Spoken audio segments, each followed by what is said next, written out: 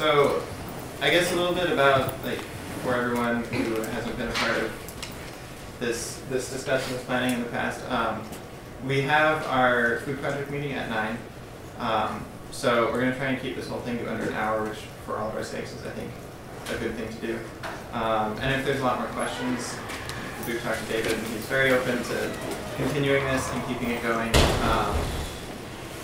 One other thing, the BFP is here in force. Videoing, recording with audio, live tweeting, and live Facebooking the event. So you are... I'm exhausted already. You are on the internet right now. We have snacks provided by the budget committee. Yes.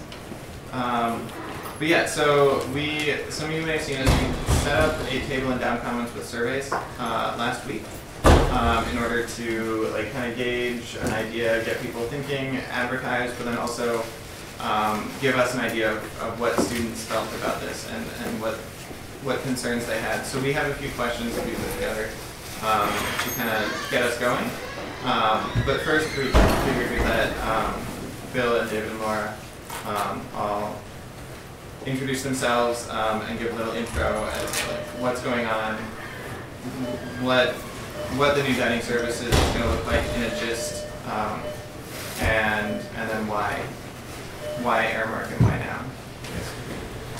Great. So I'm David Rees. I'm Senior Vice President for Planning and Administration, and I've worked at Bennington, I think, 17 years in a various bunches of different roles. I came as the head of development, fundraising. I worked as the head of communications. I ran with Janet Marsden before Ken Himmelman got here, the admissions office in a transition, and we actually ended up, Ken Himmelman, Janet and I shared an office for one fabulous year, a desk too, and now do all sorts of different administration stuff. I'm Laura Krause. I'm the Vice President and CFO, and I've been here about 2.5 years now. I took over as a CFO when Bill Morgan retired a couple years ago. And prior to coming here at Bennington, I've spent about almost 30 years, mostly in academic medical centers, teaching hospitals, one in San Diego at UCSD, University of California, San Diego, and one in Milwaukee at the medical school in Milwaukee. If you see me rubbing my neck or moving my arm, it's not because I'm nervous or anything. I've got a little back injury, so just kind of bear with me on that. She's in agony. I'm having surgery next week, so can't come soon enough, but glad to be here. So I'm Bill Scully, Director of Dining, for a few more months anyway. And alumni, went to school here, 90 to 93. Yeah, so I've been kind of doing the dining here for 5 years now, something like that.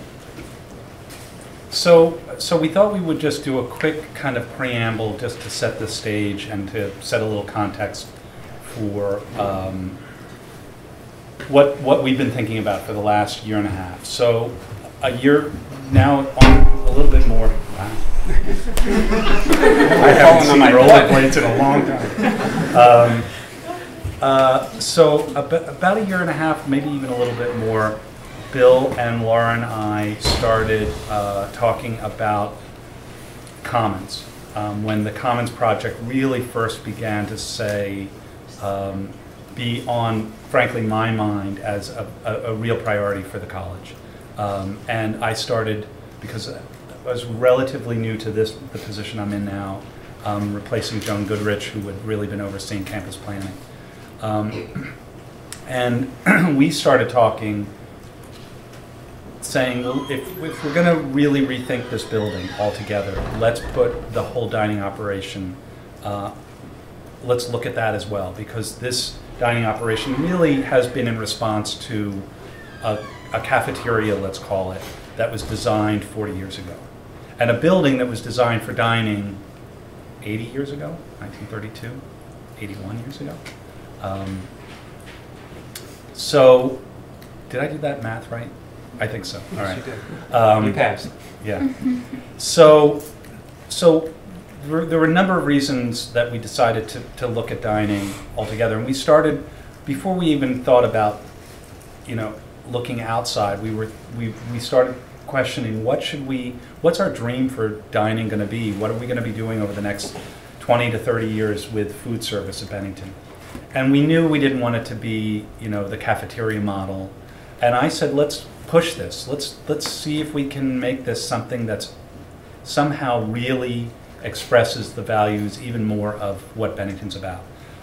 So we started thinking first about just the building itself and what we're going to do, but then we said, well, let's put,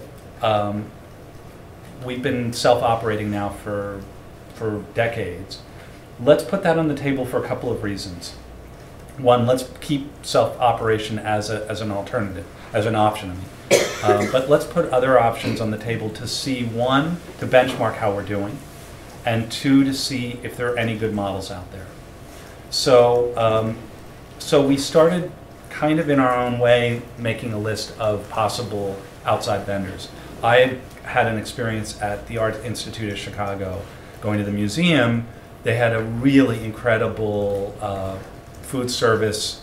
The food was really delicious. It was a little bit like a pret-a-manger, or it was kind of not convenience store, but it was a little bit more urban feeling in the sense of takeout. But they were preparing the food right there, and it was really delicious, and it was felt very fresh and cool.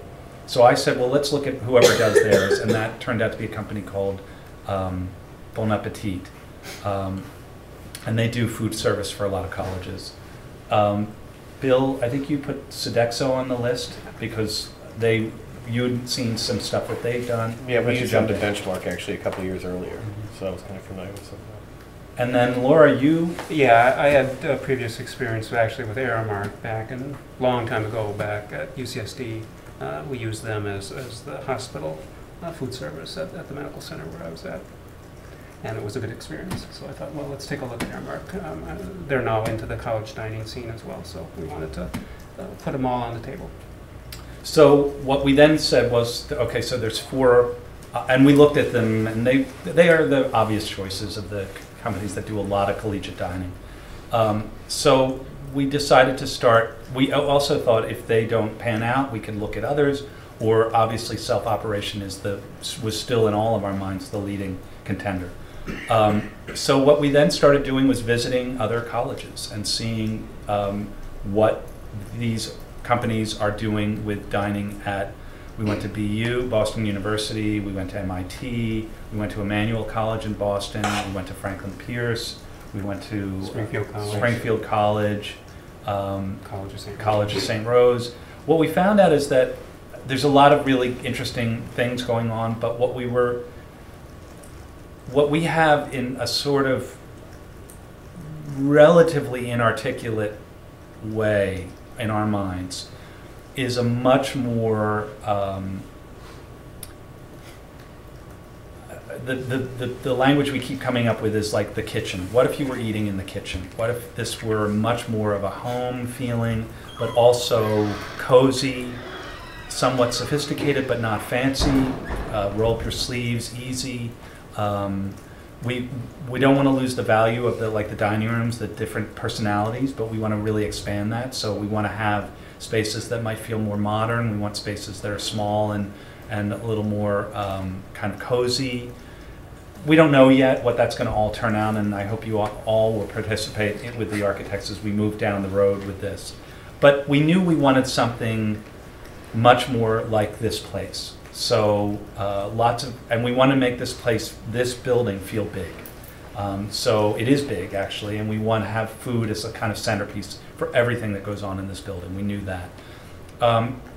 So we started visiting these schools that had these operations that are some super modern, some really, well, they're all relatively new and much more advanced than what we've got in terms of the dining scene.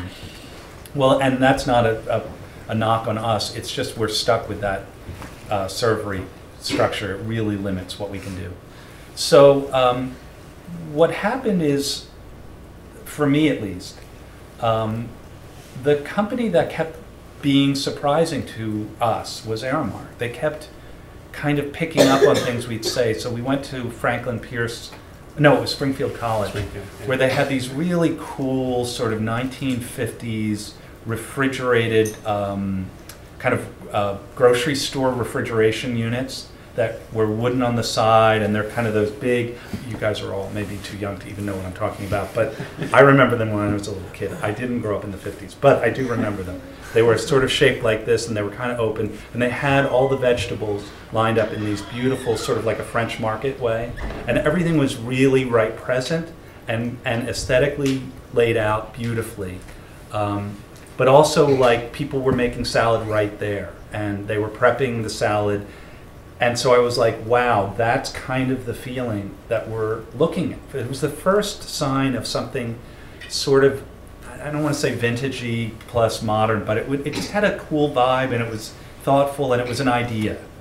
And yet, it also was way separated. So the vegetables were sort of here, then the prep people were here, and then there was a table, and then another space, and then the salad bar. So you really couldn't get into the space, really, but it was at least visually present. But it still felt too separate and too isolated.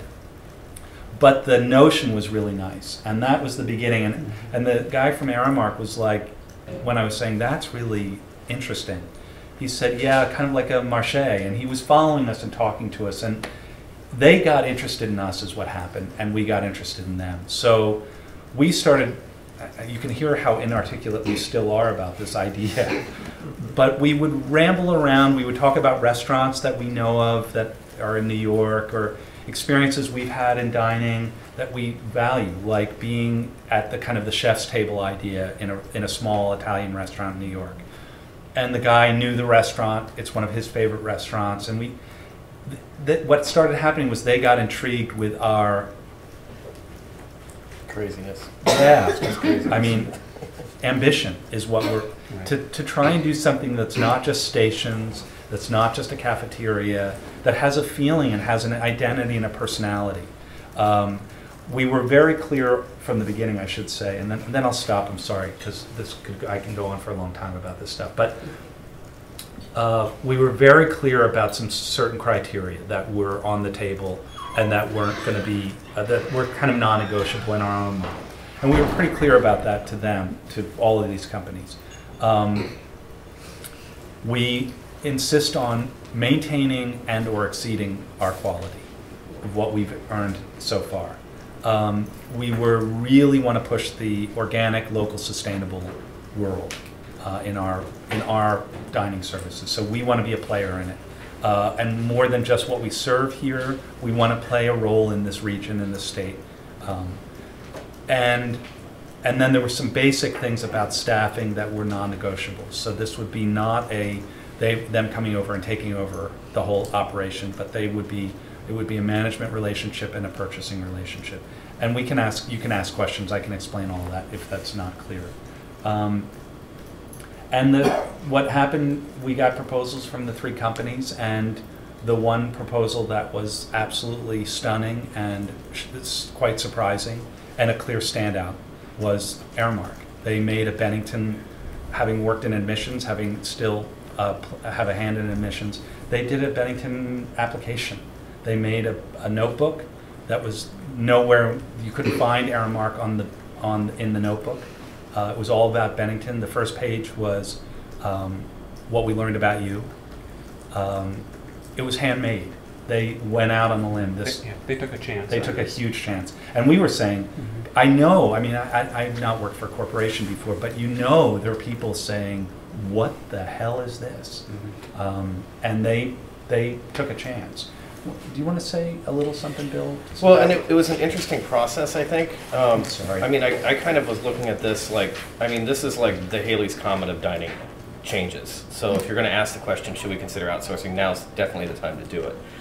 Because we're not going to do it again for 75 years.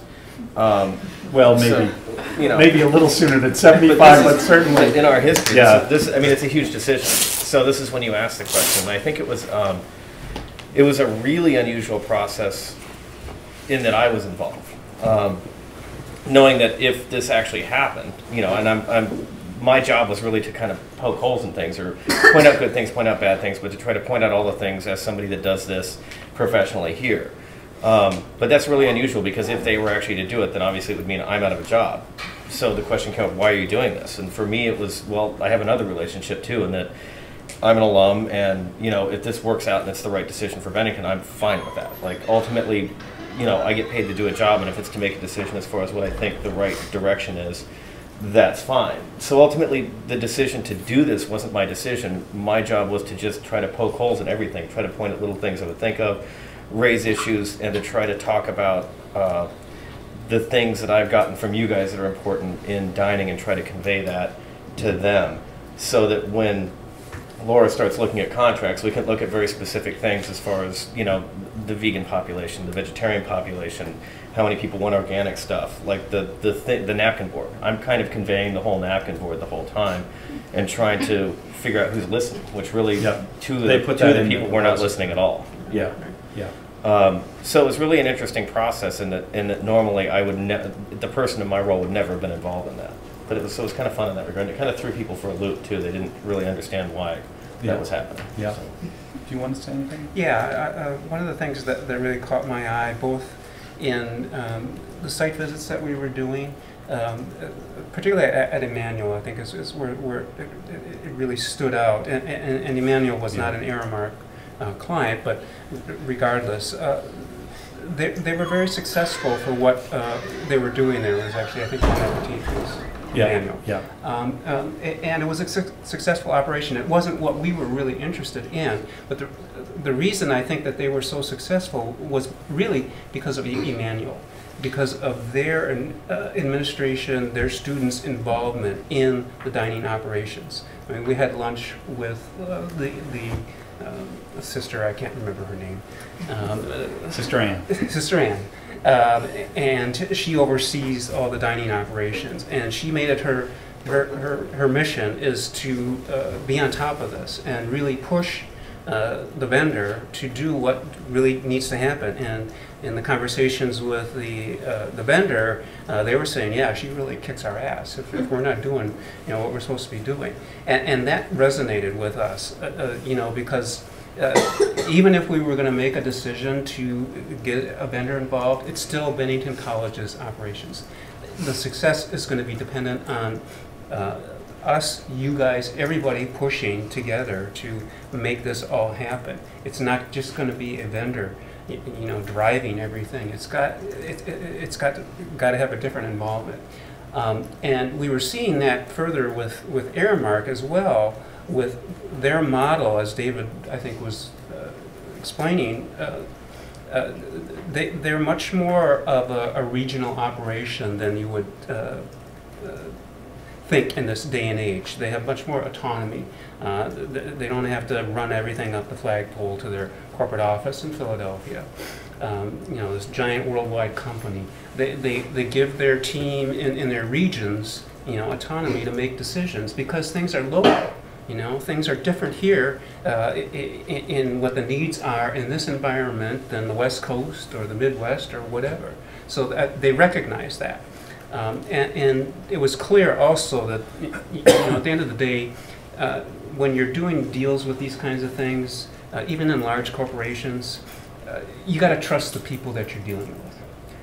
And there was a trust that was coming forward between Aramark. They paid attention to us, they listened to us, the proposals, the numbers, everything they put together was very thoughtful, and totally honest and totally above board. And when we talked to the colleges with them to do kind of reference checks, if you will, we got the same response back to them that these guys do what they say.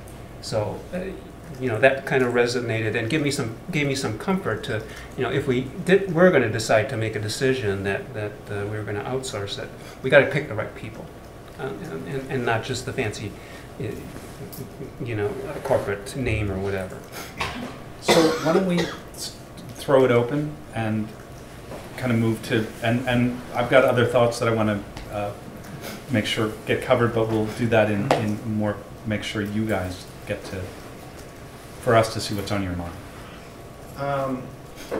Yeah, so I guess we did survey students, as I mentioned at the beginning, and the main things that came up there, one of them was job security with The union employees stuff. up Yep. there, employee contracts, what Yep. was going to happen, and you Yep. kind of touched on that a little bit in Great. conversation Look- between us. But if you could talk to Sure, that's very a briefly great about question. So we've met now twice with the dining hall staff, the union staff, and also once with the facility staff, because that's obviously on their mind. Is this a kind of takeover? And the simple and straight answer is no. Their jobs are secure. We went into this as that's a non-negotiable. That's our commitment to the staff. This is a group of people who I and you all guys know well that love this place as much as you do, as much as I do. Obviously different roles and different, but they care about this place and we care about them. So that's not a question going forward. Now there's obviously a union contract that gets renegotiated and that will have its regular cycles, but they will And that remain. union negotiation will be with us, not Yes, Aramark. they remain Bennington College staff. We're the employer. The only Aramark people will be a small group of management people. That's it. Everybody else is Bennington College employees and will continue to be that way. And part of our work on the contract was for the management staff, except for 2 positions, to continue, for them to continue with those staff. So we hope they're still deciding what they want to do.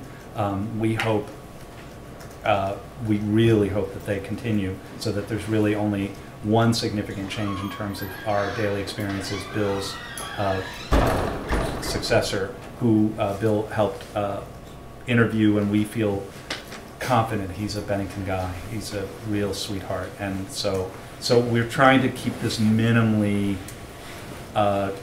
minimal disruption to people's lives, but also just to the operation. And for us, another way of thinking of this isn't going to be suddenly, Aramark does, if you see Aramark, they feel like they failed. So this really's got to feel like Bennington College. They really are committed to this place and expressing this place. So it's not going to be Aramark parachuting in with, a team, the experts coming in.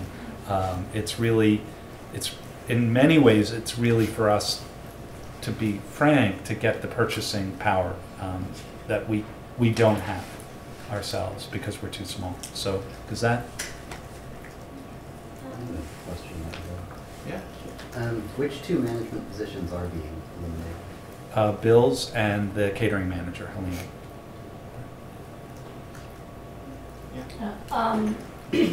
Is there any word on how the redesign will affect student employment?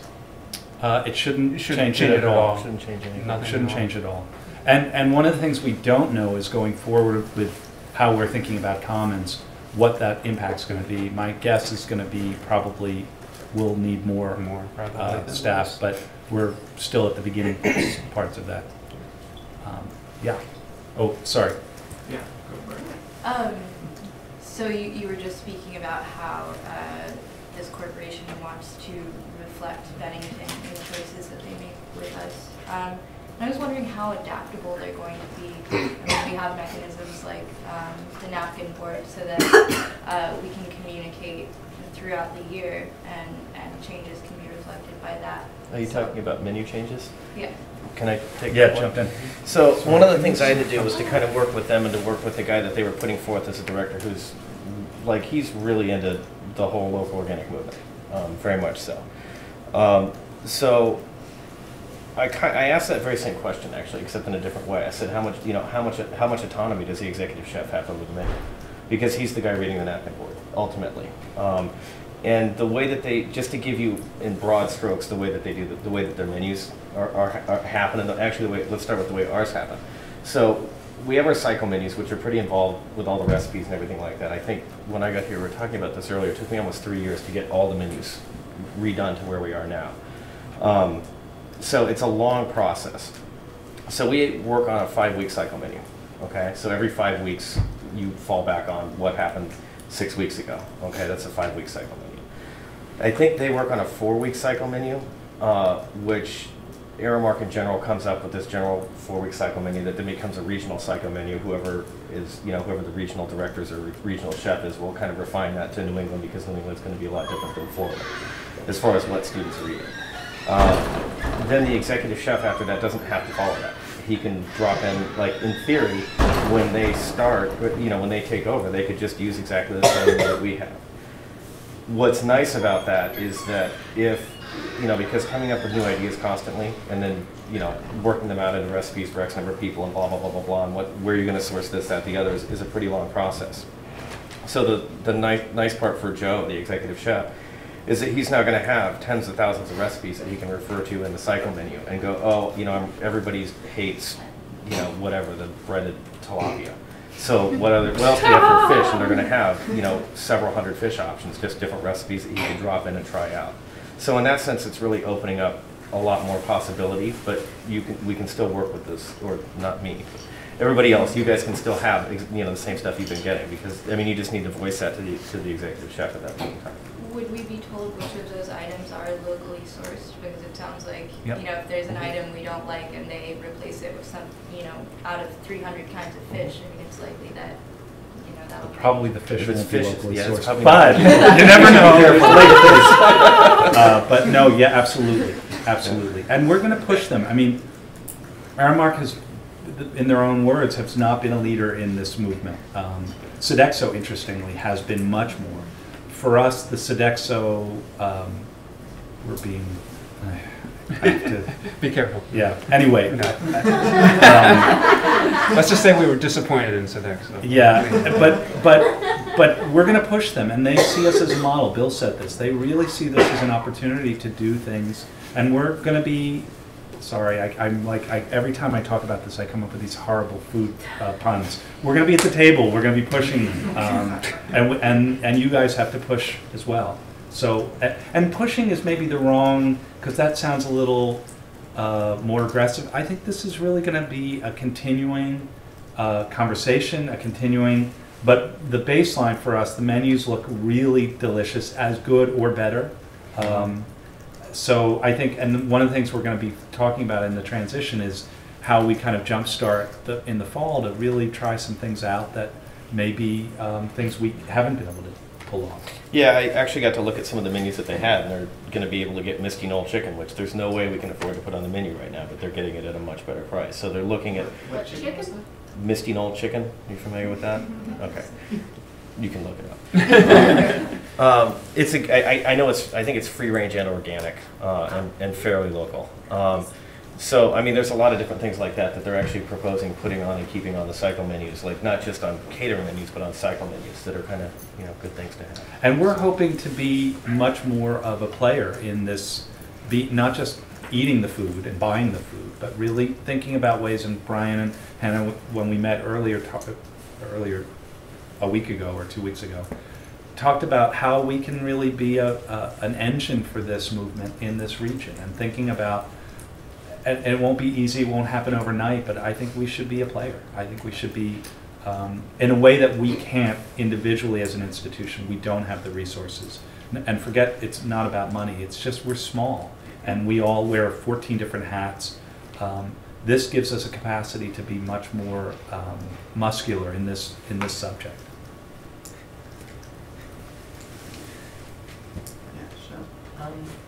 Bill Scully has maintained, some town-gown relations by virtue of the business that you do in town, which I do not know very much about, but which is definitely a player, in your role at the school and the town. How is the town's relationship with the college going to change with the new catering? Is the catering going to be, trying to boost the economy in any sense by buying from local farms directly? Well, we've already been trying to do that, and not just for catering, but we try to buy from local farms whenever we can, but that's a big challenge. Right, and so will that be a priority of theirs? Yes, and I think Aramark is now building this model here, which is why they're really excited about this prospect, because they're trying to put together what I've been trying to put together, essentially.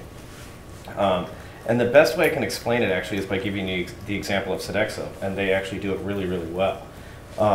When we went to the international, what is it? The School for International Training. Okay. Sodexo does their. There's some guy who had dropped like 20 cases of plums off on the loading dock. Now that school's taking one, but then one of the trucks is picking them all up. They're dropping a whole bunch of local berries and apples and other things there.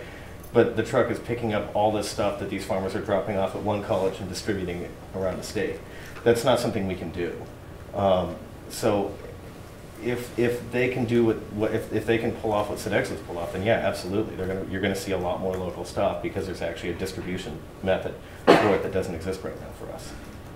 I have a second part to the question, Mm-hmm. which is, I mean, everybody here is obviously familiar with the organic movement in some capacity and familiar with the idea that the organic movement definitely has, you know, a sliding spectrum of Right. quality from, you know, the industrial bureaucratic end where things are just, you know, basically going through loopholes to the opposite where Like Walmart things, organic? yeah, or like things that like can't even be branded as organic because the practices are so, you know, obscure perhaps. Or maybe shouldn't be. Right, yeah, I mean, the thing is that organic food isn't, you know, black and white. There's a Right. lot of gray area in there. And, you know, how do we know that when we are getting promises for organic or locally sourced food that, you know, it's the kind that we prefer and not just the kind that's being branded that way? Well, I mean, the simple answer to that question is first, we have to get started in this. So I would even take the less optional, over what some of the things we're doing now. So for me, it's not a black or white answer either.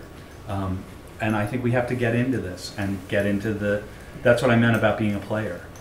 So I don't think we know the answer exactly, and I don't think there's going to be a simple yes or no. The first challenge is quality. That is the first challenge. It has to be good. It has to taste good. It has to be delicious. And the second challenge is the distribution issues and the dependability of supply. So I don't think anyone's interested in just getting stuff that says organic, frankly. That's not what we're doing. You know, I shop and, you know, a lot of the organic whatever isn't very good. And so finding the really good one, they tend to be, in my experience, more local, more whatever. I don't want to overdo it, but so I think it's a good question, and I think we're going to continue asking. And what I'm excited about is I see this as a big step forward, and it won't be perfect. I know that, and I really think this is important for us to be thinking about. The napkin notes is one way. I'm really committed to having some continuous conversation that's not about, you know, gotcha kind of things, but really how we keep moving and how we keep pushing this.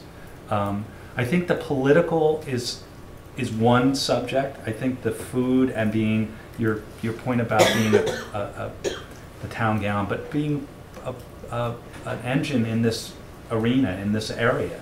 Bennington should be playing more of a role in that, and we've struggled with that, and I think this is another leap forward for us to be more of a resource for local farms, and we've talked, you know, I think we should start dreaming big.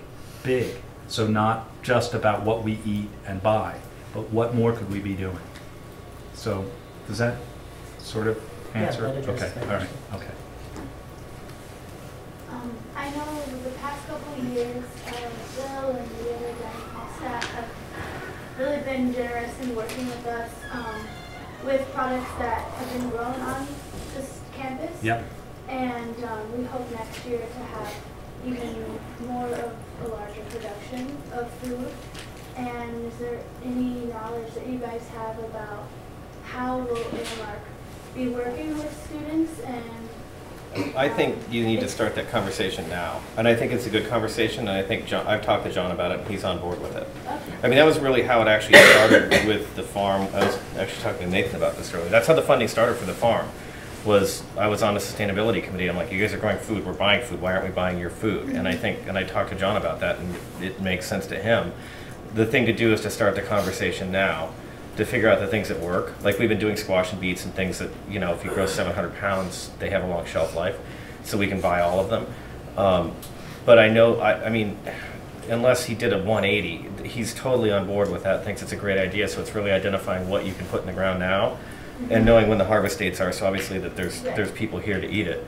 But yeah, I think that this is an opportunity, and I think I talked to you about this briefly, for this to become even more than what we're doing now, with the right amount of planning. So. who do we start that conversation with? I would say with John, right? Yeah, Yeah. we've got to, hopefully in the next week or two, our staff decisions are going to be made by them. So John, we're working on when he's going to come, and we should begin that conversation. Yeah. He wants to be, he's really excited about being part of this community. So this is not, I mean, you'll meet him. He's not Joe corporate guy. He's going to be embedded in this place. He wants to be part of this place. He's excited about Bennington. He's really done his research, and he's excited about what we're trying to do. You maybe And he's send gonna us push a them. proposal if you can. Send us an email that's a proposal so that whenever we talk to him, we can forward that to him. Yeah. So he's thinking about it when he But shows we'll up. get it. We'll get. I mean, we've got some time. That's the other thing. This isn't going to start until really the fall. The shift happens July 1st. So we've got some time to really kind of start thinking together.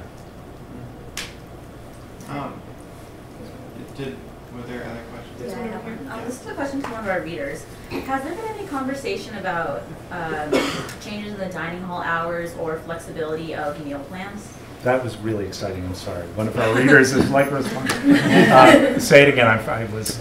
Is there going to be any talk about changes in the dining hall hours or in flexibility with the We're meal definitely going to be looking at that with the commons change. Absolutely. You know, and maybe do some things right away. We were talking about to-go breakfast right away. Some options of expanding. We definitely want to expand it. So we have to figure out what's going to be the right. But there's a lot of change coming.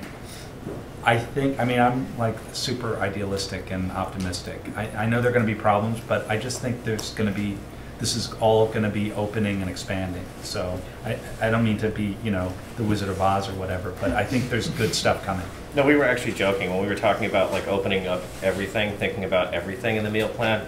We're like, do we need meal cards? Can it just be an open kitchen? And I'm like, that's got to be one of the levels of hell when there's 700 chefs in the kitchen. I just can't even imagine that. But we really have been tossing everything around. I mean, right now the architects were really pushing on the idea. It's not going to be feasible, but how do we not, you know, how do we make this like walking in and sitting down and eating?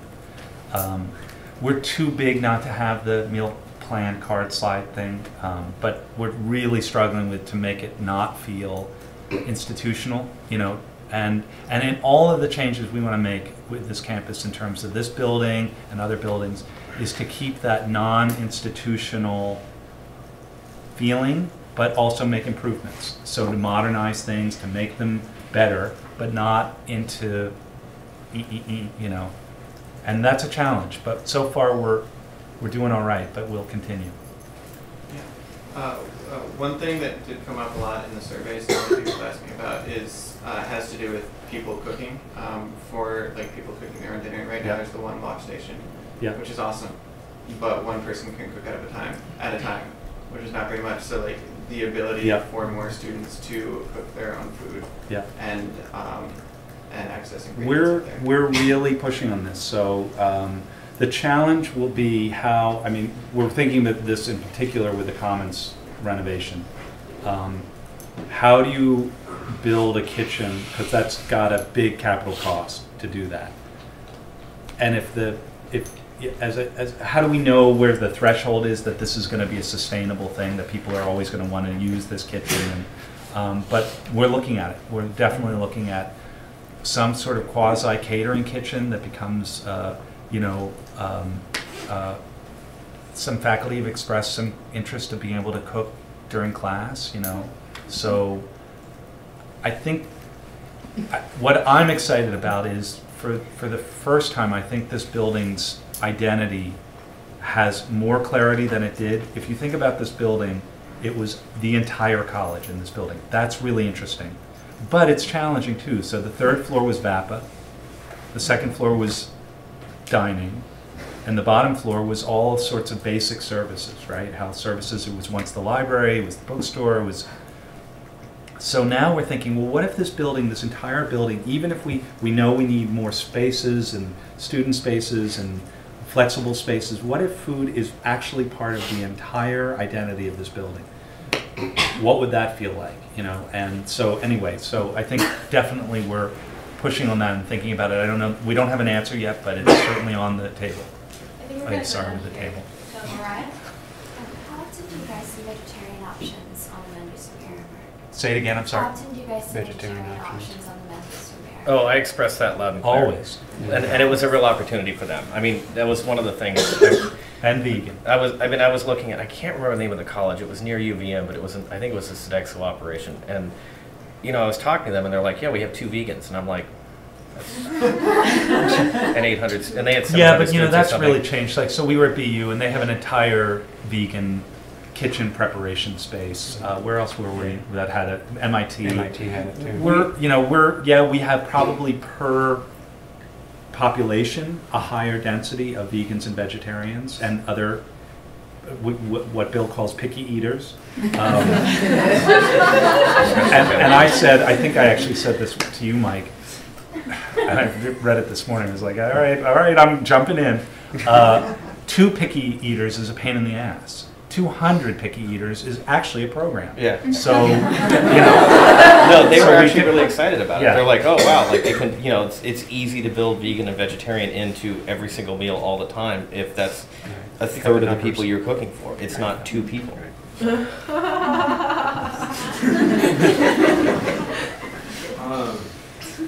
The Sustainable Food Project is trying to sort of co-op here on campus, as I think you're aware. Yeah. I'm curious if you have any idea how Aramark feels about someone else offering food on campus.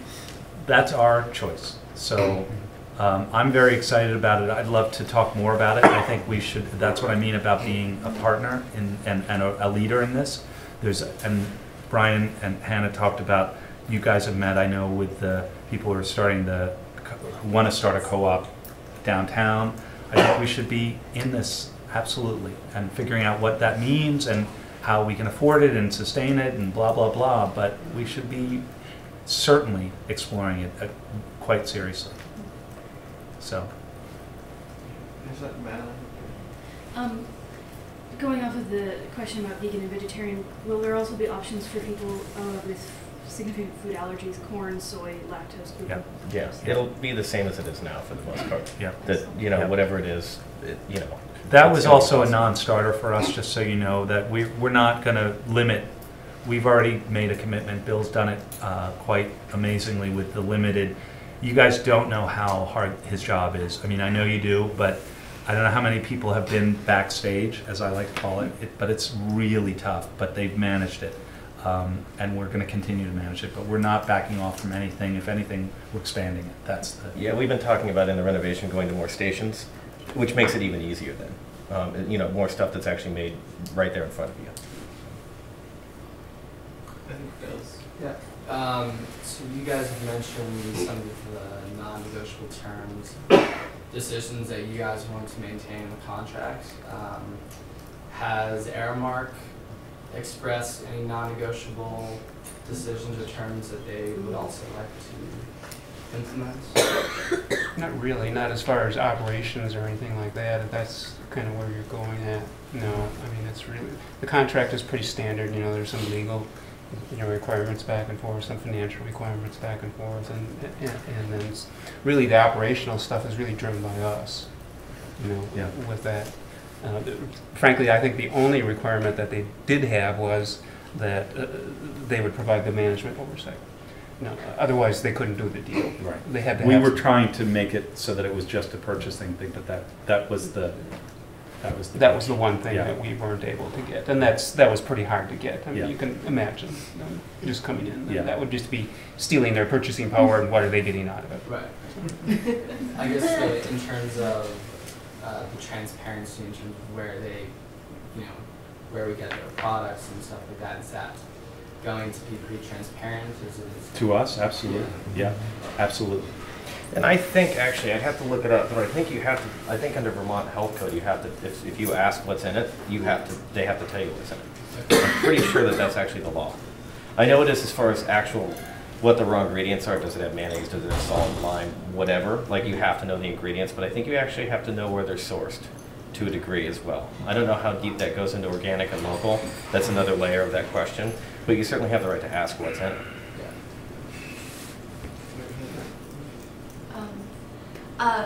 how is this, is this transition going to affect the cost of the meal plan for students? The cost is pretty flat. I mean, that was the surprise for us, was that they can get food for a lot less than we can get, and particularly the more expensive stuff. So, I mean, obviously tuition gets set and so forth, but that's within the college's decision making. The room and board and tuition will still be billed by the college, not Yes. Aramark. Yeah. You're going to be. But you're not going to see now, because we've done this, right. A big spike, hidden costs now suddenly. Will it get cheaper? No, I can promise that. Sorry. Buy food a lot cheaper. Well, there's other costs involved, so it's a formula. What we have to look at the whole picture. It's not just what we've also done, yeah, good. The real person who knows about money. Yeah, right. I'd like it to be. I mean, that's the short answer. If I could, but we have to make our finances work as well. Thanks, sir. What does the future of the student center look like then? So so I met with the house chairs last spring, was it? When I did a whole presentation, was it last spring? And one of our concepts, and it's still a concept, is to move all of the student center activities into this building, to consolidate.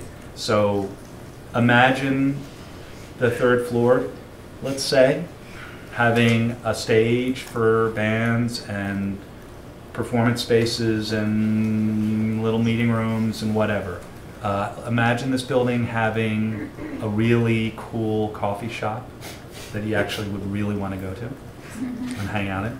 Imagine this building having a really snug pub or bar kind of space. Imagine it having kind of a cafe feeling as well, space. So that's what we're working on right now with this building. So taking all of that function in here. And then the crazy idea was to turn that center into an athletic center, to move the Meyer Rec Barn up, actually move it. This is what, Ben, do you guys know Ben Salowitz? Anyway, he's as crazy or maybe crazier than I am, but to move that building, because actually that was what's his name, Ward, who built BAPA, the same guy who... oh yeah, he did it with Tim. I can't think of his first name, but he built BAPA and Dickinson and Tishman. That was actually the prototype, was the Meyer Rec Barn. So moving that up and maybe turning that into a basketball court, who knows? And that's, what I know we're committed to is once we really do this building, we don't want to leave that sitting empty. So we'll be figuring that out. But imagine a really nice, yoga studio and anyway, so that's the idea. Do people hate that idea? No. Uh-oh. You hate it? Wait. So okay. Are we like refancifying the third floor then? Refancifying? Well, like making it so like people go up there and stuff. Oh yeah. Oh, okay. What's the O? You're scared about that? No, it's just really fun as is. Never mind. Continue. Yeah, but as is, you can go up there and sneak up there and be off the books, but legally we're not allowed to use that space at all, right. And it's really deteriorating and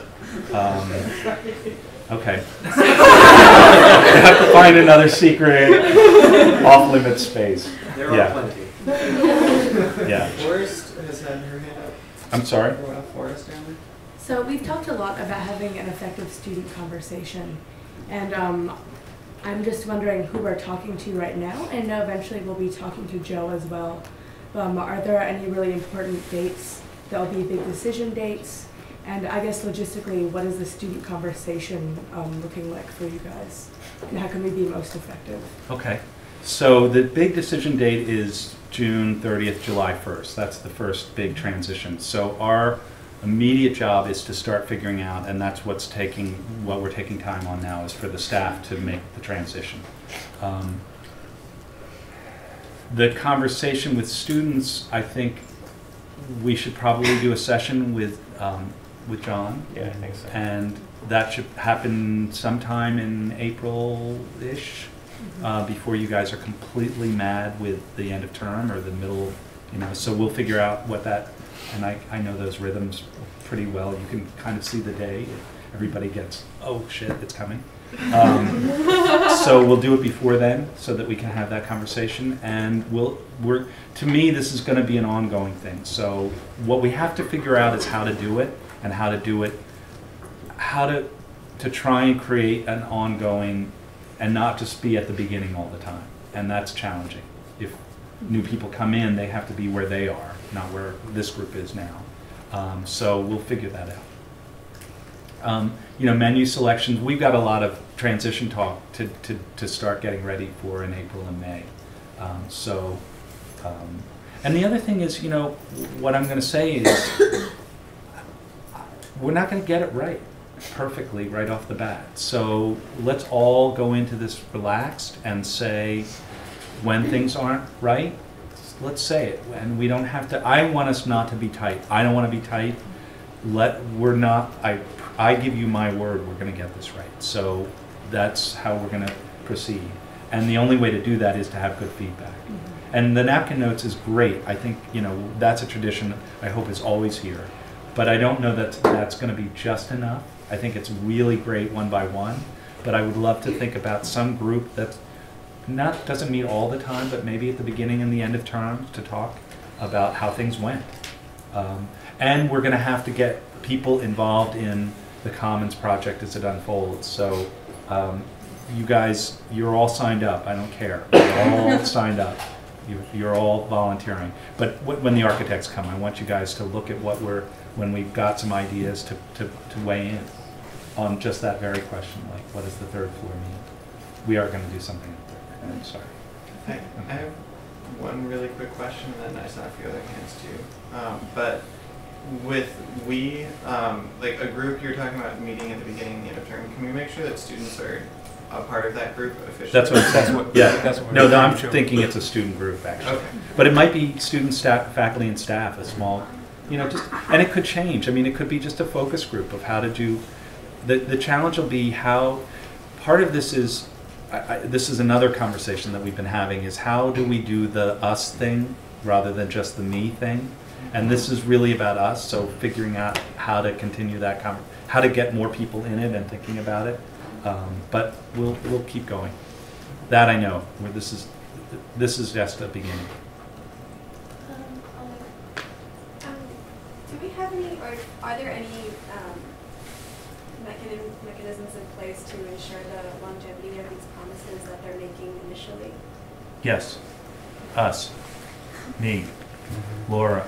I mean, so that contract, what's that? Is there like a timeline that, like, you know, that it's like... Well, remember the Sister Anne story? That's what we've got to have here, which is, you know, I'm going to be committed to eating in the dining halls a lot so that I taste the food and make sure it's good. And you guys will be, that's the feedback mechanism.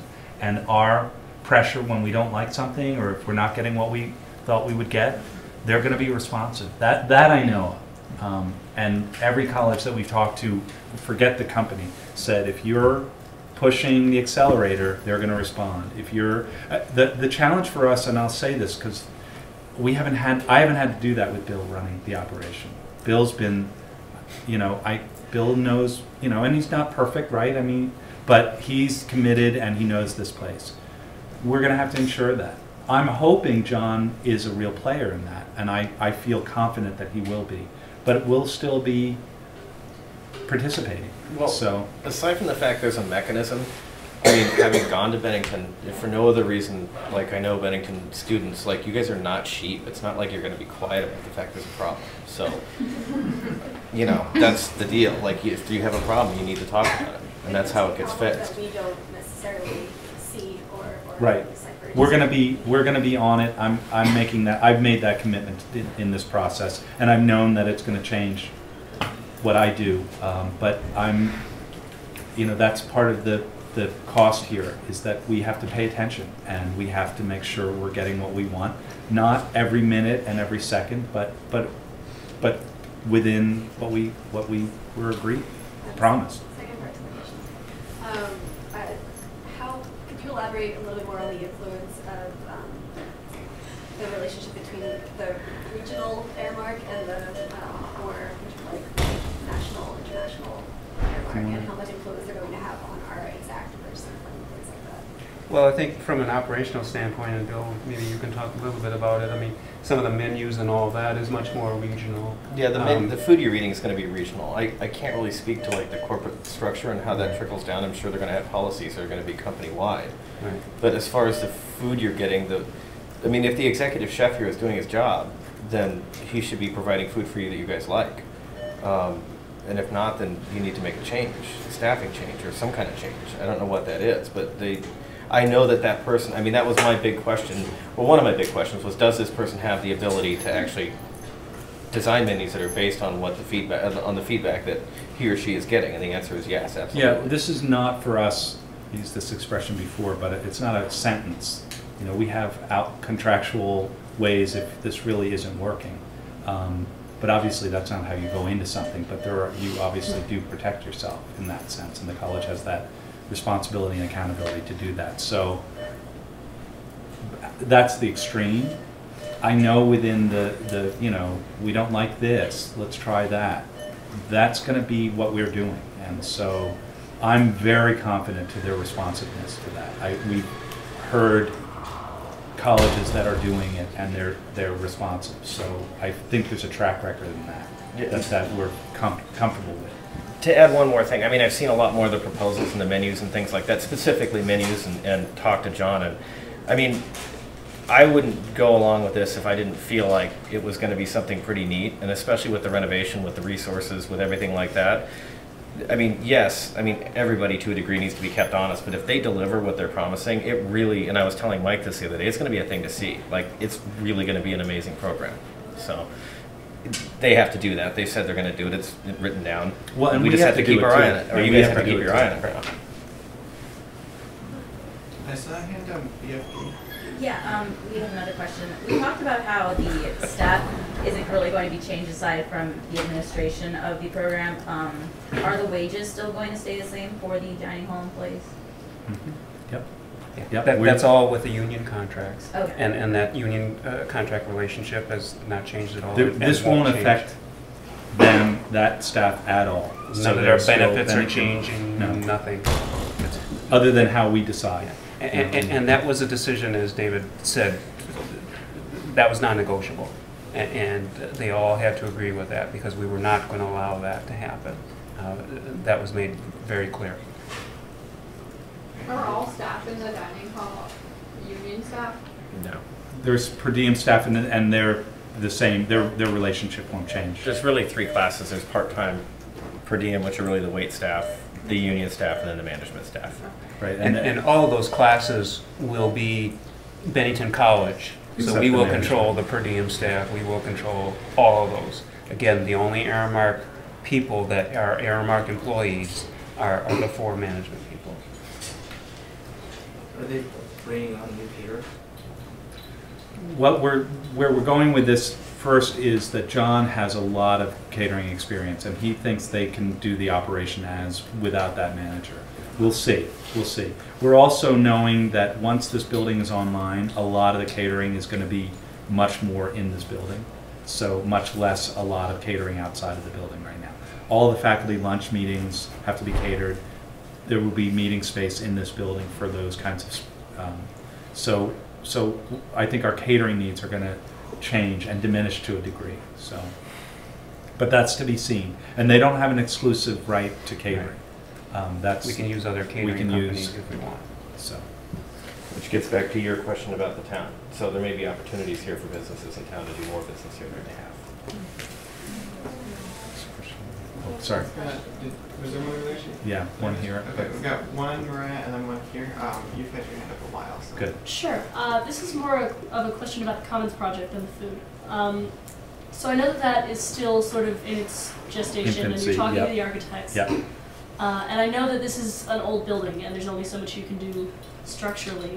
But given the way it's set up right now, and given that you're going to be doing even more with the 3rd floor, has there been any thought to improving disability accommodations? Oh yeah, that's a given. That's the first line. Absolutely. Yeah, I don't think you can actually do the project without consent. No, no, I no, mean, you I can't. think it would actually be unlawful. And that's actually,